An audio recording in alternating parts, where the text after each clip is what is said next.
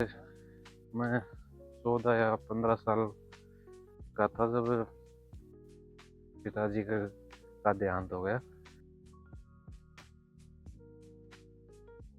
जय श्री श्याम एवरीवन। आज का व्लॉग मैं स्टार्ट कर रहा हूँ बाहर से, और बाहर घूमने के लिए निकले हैं। तो अपने जो साथ के थे पंजाब, उन्होंने कहा था कि यहाँ पे बीच है पास में ही, वहाँ पे घूमने के लिए जा रहे हैं। अभी आप ये देख सकते हो, ये रेलवे ट्रैक है। इसका ट्रेन अपने जैसे इंडिया में चलती है वैसे ही यहाँ पे चलती है, लेकिन उसका टाइम जो है वो फिक्स रहता है। तो हालांकि अपना अभी संपर्क हुआ नहीं ट्रेन से, ज़्यादा सा कुछ पता नहीं। यहाँ के पास से ही गुजर रहे हैं। आगे इस तरफ तो कॉलोनी है और उस तरफ मेन रोड जो कि बस स्टैंड पे जाती है वो है। सभी को साथ में लेके हम चल रहे हैं। अपने यहाँ की जो आईडी प्रूफ है, काम का, पुलिस का झंझट हो और किसी का झंझट हो, इसलिए पहले ही सब ने अपने अपने जेब के अंदर डाल के अब घूमने के लिए चले हैं। पूरा दिन रूम के अंदर का भी, तो हम राजस्थानी लोग तो एज घर रुक ही नहीं सकते, इसलिए चलो घूम के आते हैं। धूप तो काफ़ी बढ़िया तरीके से खिली हुई है, लेकिन उसके साथ साथ ठंडी हवा भी चली हुई है, जो कि ऐसा महसूस होता है कि अपने जागरेब की जो बर्फ थी वहीं से होके आ रही हो।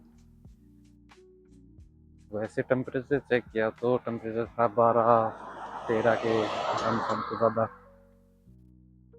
ठंड वाला था नहीं, लेकिन फिर भी जो शीत लहर चल रही है उससे ज़्यादा ठंड हो रही है।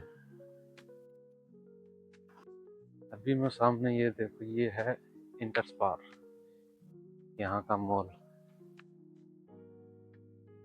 होने को तो लिटिल भी है, लेकिन वो अपने रूम के जस्ट पास में ही है। और यहाँ पे आप जैसे छोटी से छोटी और बड़ी से बड़ी और व्हीकल भी आप परचेज कर सकते हो। इतना दूर के अंदर 2-3 मंजिल ऊपर नीचे क्यों। यहाँ आने के बाद इसमें गए थे अपने कुछ ज़रूरी सामान लेने के लिए, तो लिफ्ट का उपयोग करना पड़ता है। शायद 3 मंजिल 4 मंजिल, उसमें कैफेटेरिया, पार्किंग, गाड़ियाँ तक भी यहाँ पे मिलते हैं। अभी मेन रोड से ये नीचे रास्ता जा रहा है, और यहाँ गाड़ियों को पार्किंग में, ताकि किसी आने जाने वाले को तकलीफ ना हो। मैंने ये सुना था कि ऊपर वाले के घर देर है अंधेर नहीं। वो जो मैंने रियलाइज किया है उसमें एक ये भी है कि जितनी कठिनाइयाँ आपको आएंगी ना, उससे ज़्यादा आपको जो उसका फल मिलेगा वो इतना ज़्यादा होगा जिसकी आप उम्मीद भी नहीं कर सकते, जिसका मैंने प्रत्यक्ष रूप से अनुभव किया है। ये मेरा खुद का अनुभव, ना कि किसी की सुनी सुनाई बातें। जो शुरुआत से ही मैंने जो देखे हैं ना, वो इतने गहरे हैं, लेकिन अगर दूसरों की सुनो तो वो ज़्यादा गहरे लगने लगते हैं। फिर क्यों, मैं उस दौर से गुजर चुका हूँ, और फिर दूसरे की बातें सुनते हैं तो वो ज़्यादा गहरे लगते हैं, अपने कम लगने लगते हैं। लेकिन लगभग मैं 14 या 15 साल का था जब पिताजी का देहांत हो गया, और उस टाइम पे मैं 8th क्लास का स्टूडेंट था। तो यानी आप यकीन नहीं मानोगे कि जैसे हमारे राजस्थान में जो क्रियाक्रम की विधि होती है वो सब जेंट्स ही करते हैं। और उनमें क्या होता है कि जैसे लगभग जो मेच्योर हो जाते हैं वो ही दाह संस्कार में जाते हैं। और मेरा तो इतना हुआ था कि खुद मैं पहली बार पिताजी के अंतिम संस्कार में गया था। पिताजी के संस्कार में जाने के बाद मेरे को पता चला कि अंतिम संस्कार की प्रक्रिया एक्चुअल में है क्या। अब इस बात से आप अंदाजा लगा सकते हो कि मेरा तो जो जीवन की शुरुआत हुई है वो कहाँ से हुई। मैं लगभग 14 या 15 साल की उम्र में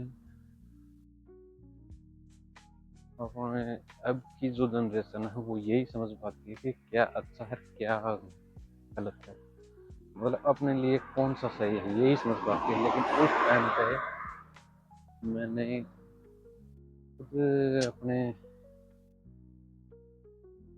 पापा को विदाई दी थी। के बाद कि मेरा विवाह हो गया।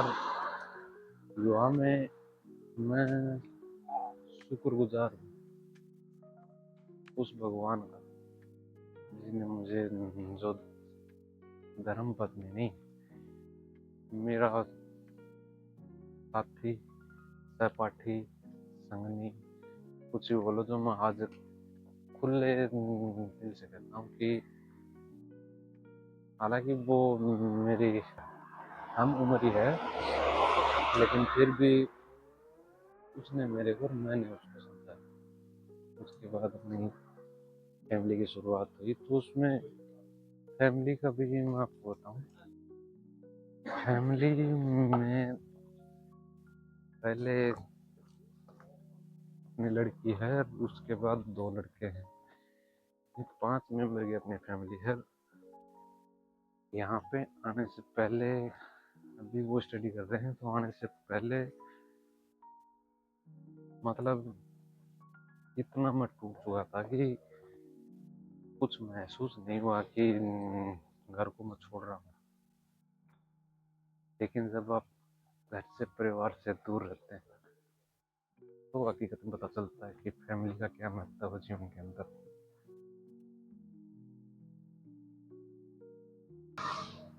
ज़्यादा न घूमने की वजह से हम बस अपना घरेलू रूटीन जो सामान है वो लेके चलते हैं अपने रूम तक, और आगे कभी किसी जगह पे जाएंगे तो आपको घुमाएंगे, और अपना जो वो है मैं आपको बताऊंगा।